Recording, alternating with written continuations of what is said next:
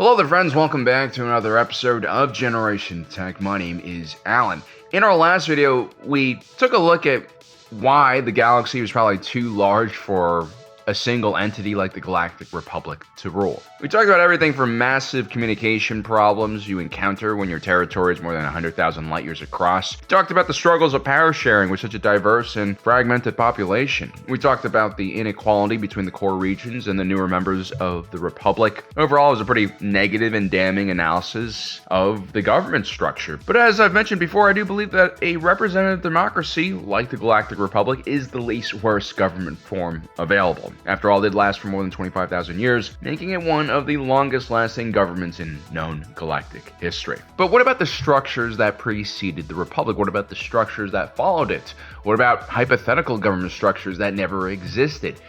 Is there a better way to rule the galaxy than a galactic republic? Or was it the best shot the galaxy had at peace? Well, let's take a look.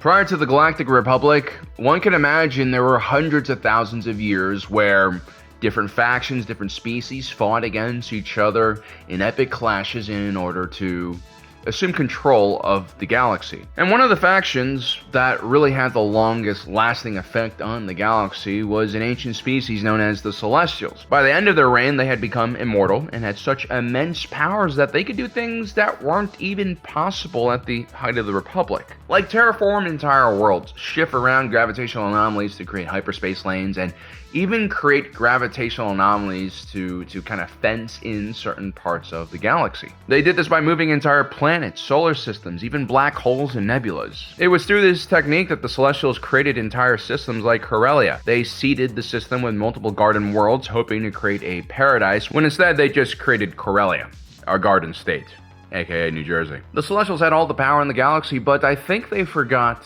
somewhere along the line what it was like to be mortal. Right? They were so far removed from the struggles of ordinary sentient beings that they stood no chance at creating the peace they sought. And so after multiple failures, they kind of retreated from the galaxy like most elder races do. And this was either out of frustration or a realization that it was time for the lesser species to kind of figure out things and self-govern. Ultimately, the most important aspect of leadership is empathy. Not just being kind or, being compassionate, but truly relating to your subjects and understanding what they need and how they would react to certain situations. Absolute power, even in the hands of benevolent gods, don't always equal great outcome. And we see this in a lot of mythology and a lot of religions here on Earth.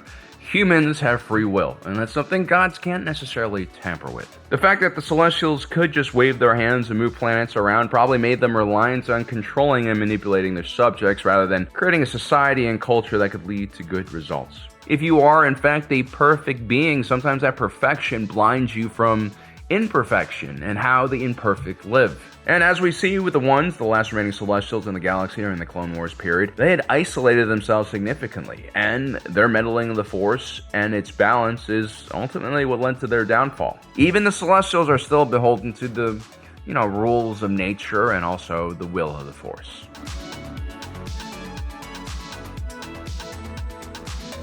As the Celestials retreated from the galaxy, they left behind many different species that they created or kind of enlightened, including the Qua. The Qua benefited greatly from their contact with the Celestials. They wielded the Force and were given stewardship over a Force-based technology called an Infinity Gate. These were essentially wormholes that allowed one to travel from one part of the galaxy to another corresponding Infinity Gate. The Qua had solved their own society's problems, and so they set out amongst the stars looking for other sentient beings that they could uplift and bring into a galactic society. It was truly an altruistic move, but unfortunately the Qua, they kind of were a bit naive. The galaxy is a pretty dangerous place. On the planet of Lehon, the Qua ran into the Rakatans, a violent barbaric species that was naturally aligned with the dark side of the Force. The Qua taught the Rakatans how to use the Force, gifted them the technology of the Infinity Gates, and the Rakatans proceeded to first destroy the Qua, and then they created massive fleets of dark side powered warships, which they used to essentially take over the area that would become known as the core regions of the Galactic Republic. The Rakatans would establish what they called the Infinite Empire, most likely named after those Infinity Gates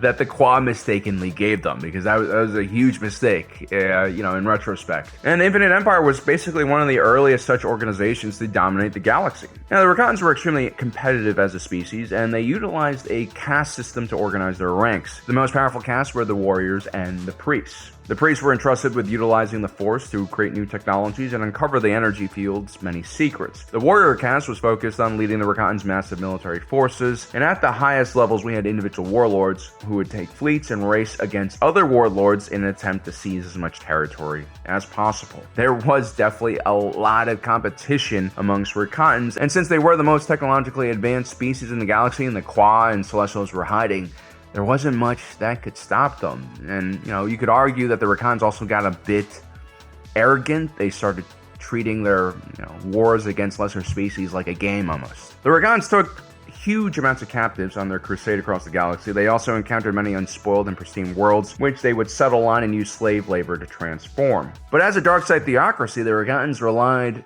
far more on priests and scientists to actually advance their technology, which in the long run was a huge problem for them. You see, the Rakatans never sought to decouple their technology from the Force and use alternative energy sources to power their technology. The downfall of the Rakatans would happen almost as quickly as their ascension. Within just a generation, they were basically gone. A mysterious plague afflicted the Rakatan species and cut them off of the Force completely. It's theorized that the cosmic Force was offended by the Rakatans meddling with the Force and, basically cut them off. They kind of did the same thing with Darth Plagueis in Legends. So it's definitely something that the Cosmic Force has been known to do.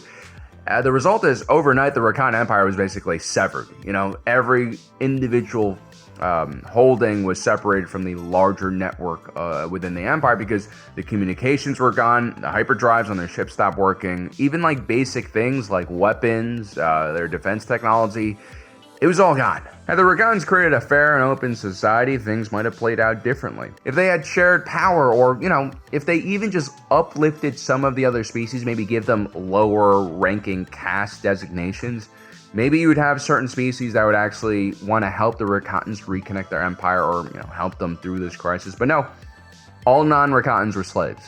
And that was a stupid thing for them to do. Because ultimately, on every one of their worlds, the slaves outnumbered the overlords, and the Rakatans were quickly overthrown by their subjects, leading to an end of the Rakatan Infinite Empire. The Rakatans used their technology and their force powers to hold on to power for more than 10,000 years, which, if you take a look at galactic history, is pretty impressive, right? I mean, the Empire only lasted 20, 30 years, right?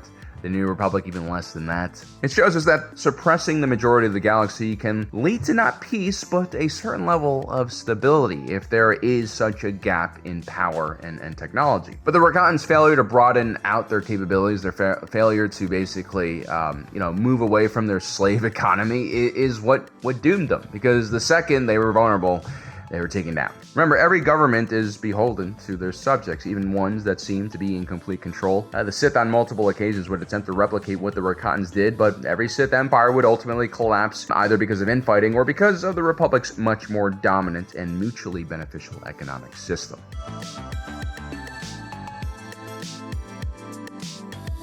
The Republic that would follow the Rakatan Infinite Empire would last much longer. And in our previous videos, we've kind of discussed the issue with such a government and why on a galactic scale it's impossible to implement properly, so we won't really talk about the Republic in this video. But what about the Confederacy?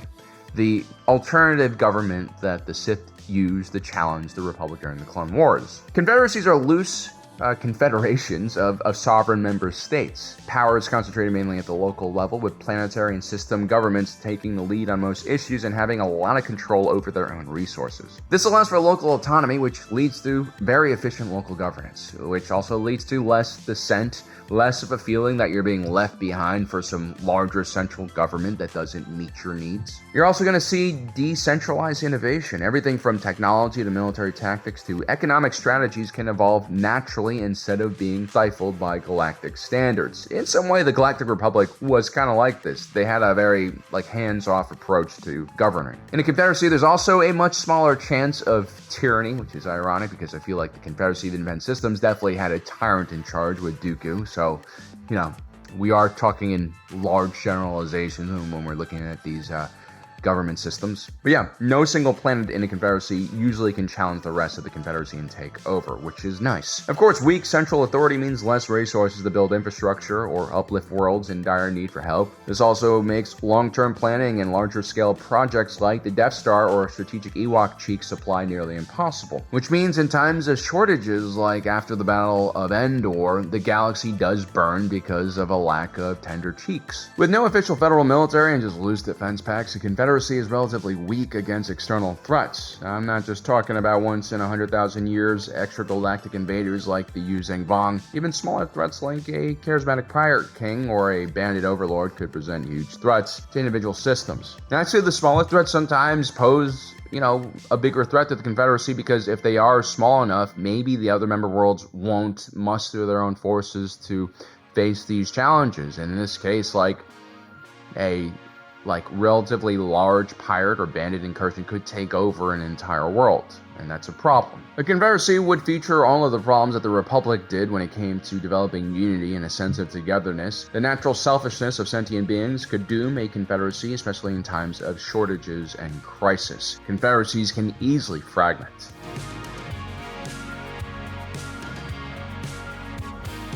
So this next idea is pretty wild. Imagine a direct democracy, one that is facilitated over the Holonet. As in, every decision made by the central government that rules the galaxy is voted on by the populace. It's a very ambitious type of government that promises participation and freedom for every single citizen involved, and like a lot of extreme systems, there are going to be some pretty big pitfalls as well. A pure democracy means there are no sovereigns, no kings, no prime ministers, no presidents, just servants of the state that are there to enact the will of the people. Power is completely diluted to the masses. Now, a pure democracy needs a really well-established infrastructure. You need a Holonet that really works well so you can deliver information to your entire voting populace.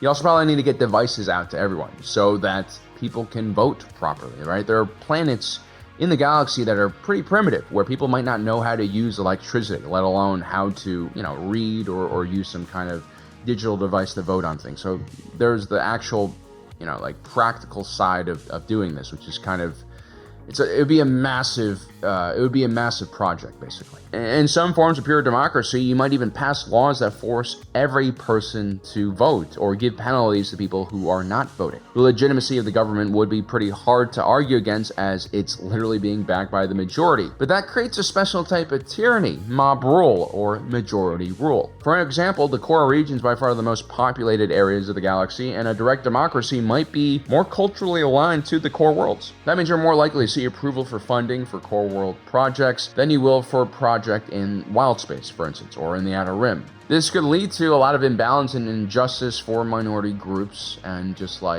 more sparsely populated parts of the galaxy. It's a problem that actually the Galactic Republic deal with too, because in some ways it is a democracy as well. Now, I think a pure democracy would most likely vote itself out of power within just, a few cycles, and that's because there are no guarantees the populace would actually be well informed enough or disciplined enough to make the right decisions, especially if we are all forced to vote for everything. It's only natural for people to be interested in things they understand or are close to them. I might seem more well-informed than the average voter, but the truth is there's a lot of stuff I don't understand. There's a lot of policy and subject that just, I don't have knowledge about. But there are also things that I really do understand that I like talking about, like dolphin law.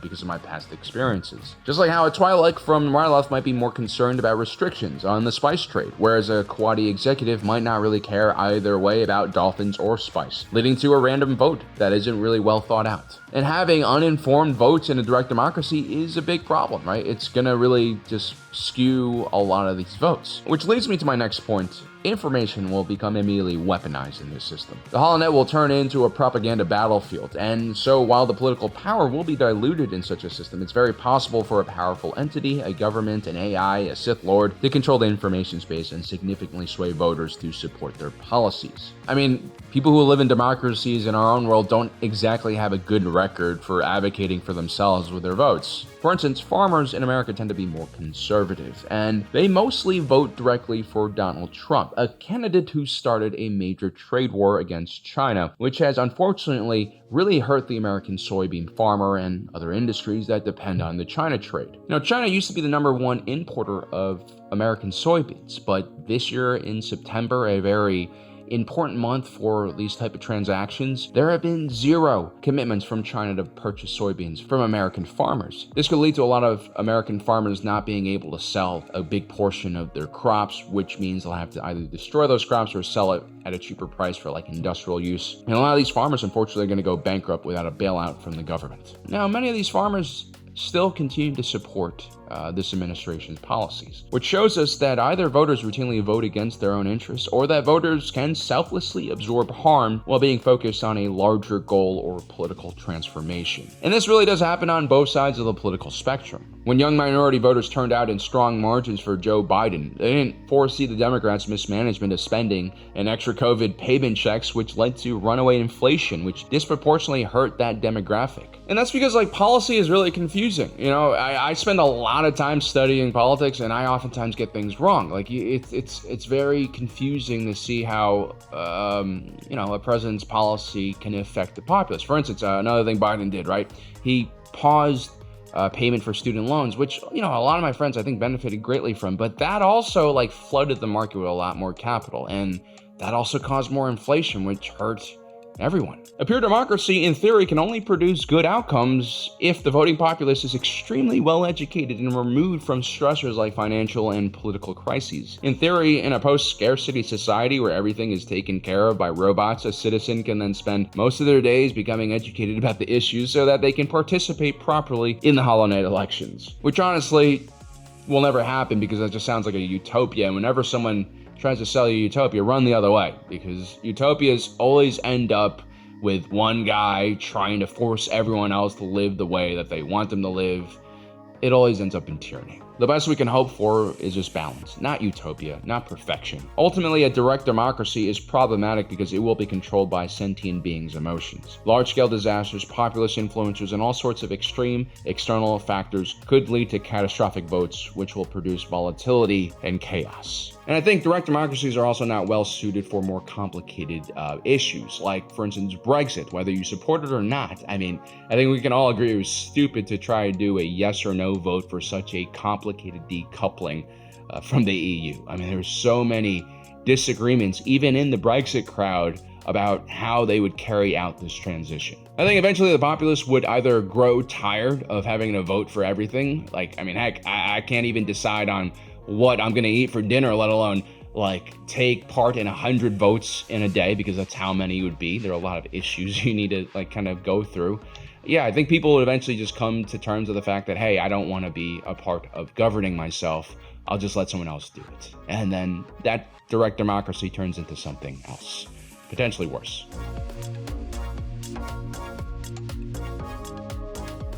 Now, recent advances in large language models have led to a lot of call from futurists to incorporate AI in governance. This is a very controversial idea because we as a society rightfully have feared this moment for quite some time. We have entire subgenre of post-apocalyptic films that are dedicated to the subject, like Terminator, The Matrix, and of course, WALL-E, the heartwarming Pixar movie about humanity's extinction told through the eyes of a trash compactor. In the Star Wars galaxy, we have a similar fear and resentment of machines, and it's grounded in the chaos of the Clone Wars when the Separatist droid army kind of ran around the galaxy killing billions of people. So let's say the galaxy somehow gets over this fear of droids, and somehow the scientists or mathematicians in Coruscant have created the ultimate AI that will govern the entire galaxy. Well, only a machine really has the capability of understanding the needs of the entire galaxy, both big and small. From a logistical and administrative point of view, an AI overlord might not be a terrible thing. It would definitely eliminate inefficiencies and crack down on any corruption or loopholes being exploited by citizens. The IRS might not have the resources to audit everyone who's breaking the law, but an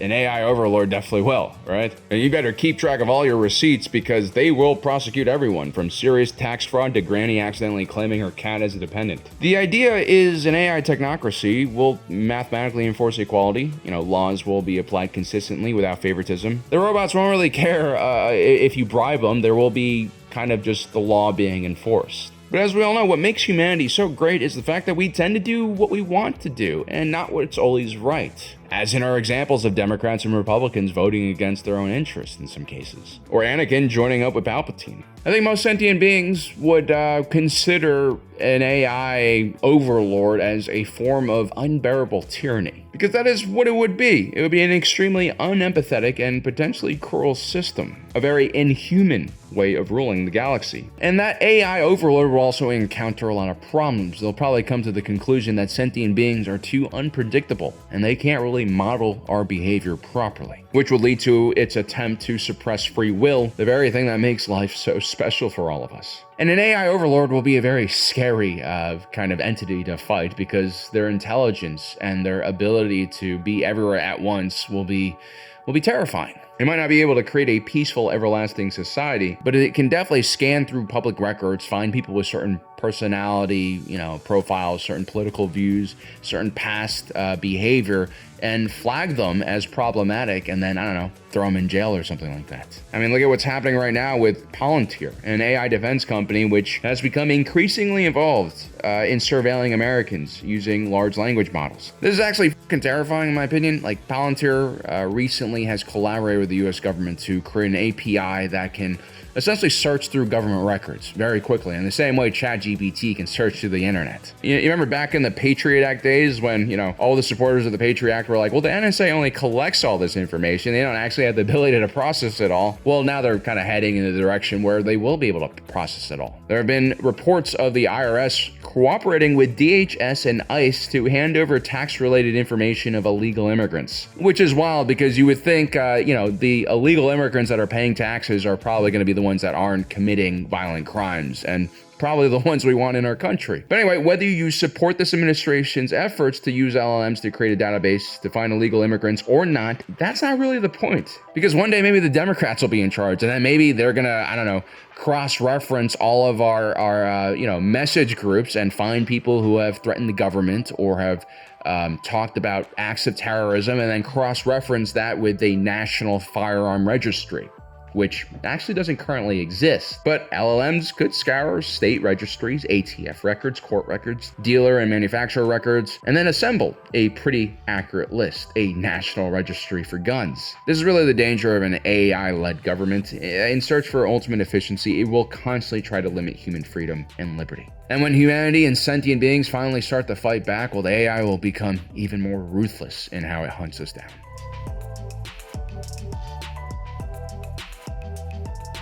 Now, most of the government types that I've talked about in this list are like the most extreme forms of those governments, right? Like, incorporating AI into certain aspects of governance isn't a terrible thing. Incorporating aspects of a direct democracy into a government system isn't necessarily a bad thing either. For the sake of clarity, I've taken extreme examples of each government to highlight more clearly their advantages and disadvantages. The reality is the perfect ideology does not exist. Sentient beings, by their nature, when they gather in large groups, are going to be chaotic and unpredictable. A government that works for a certain period of time might not work for another period of time. Achieving balance is really the best we can hope for as a species. There are aspects in each one of the government systems that I mentioned that could be incorporated into some type of hybrid government that would probably achieve optimal results. But the key to any successful system is always going to be one with checks and balances that can provide self-assessment, that can change and shift policy according to the challenges the government faces. I personally really like representative democracies because I think they reflect the chaotic nature of the people that are being ruled. Such governments go through political and ideological cycles that allow for flexibility and experimentation. The idea is to bend and not prick. These type of systems tend to balance themselves out. You have a horrible Republican, and then you have a horrible Democrat, which goes back to a horrible Republican, which hopefully then tells us that we need to reform the two-party system. And we probably need to do something like that because republics can definitely collapse if they don't properly address the needs of the people, as we see in current American politics. And once enough people no longer believe in the system, well, then everything falls apart. The success of a republic is directly connected to how well it governs the electorate. And also, a republic benefits if it can keep the electorate healthy and well educated. In theory, the more educated, the more secure the average voter feels, the better their participation in the system, which leads to better outcomes for everyone. But even then, the Galactic Republic, as long-lasting as it was, still ended up as a broken system, rife with corruption and political infighting, and, it was ultimately a pretty easy system for the Sith to exploit. And perhaps this is the most important aspect of this discussion. Sometimes, for societies to prevail, we must fail first. Without World War I and World War II, Europe would not have enjoyed decades of peace. Without the Civil War, America would have never destroyed the institution of slavery. Without tyrants and without kings stripping people's rights away, maybe a populace will never awaken to just how precious having say in their government is. Well, guys, I hope you enjoyed today's video. Don't forget to subscribe, hit that notification button down below so you don't miss out on the rest of our awesome content. As usual, my name is Alan, reminding you that my allegiance is to the Republic, to democracy. I'll see you next time.